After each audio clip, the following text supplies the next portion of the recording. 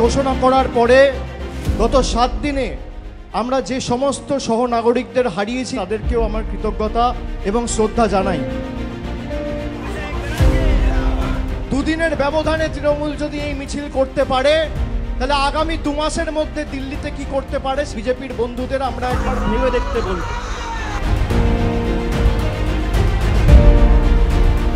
এই মাটি ততটাই আমার যতটা তোমার, এ মাটি ততটাই একটা সংখ্যালঘু সম্প্রদায়ের মুসলমান ভাইয়ের, যতটা একটা হিন্দু ভাইয়ের, যতটা একটা খ্রিস্টান ভাইয়ের, যতটা একটা শিখ ভাইয়ের।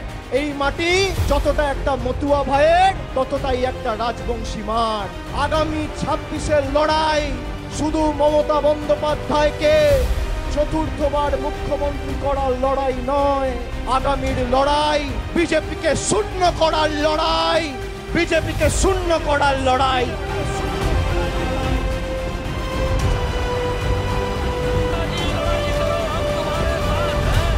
জান দেব তবু মান দেব না, এটা আমাদের অস্তিত্ব, এটা আমাদের ঠিকানা, এটা আমাদের মাতৃভূমি। ভয় পাবেন না, দিদি আছে। ভাঙো বিজেপির বাঁধ, ভাঙো অত্যাচারের বাঁধ, ভাঙো। আমার অধিকার কাটতে দিচ্ছি না, দেব না। এনআরসি হয়নি, হবে না।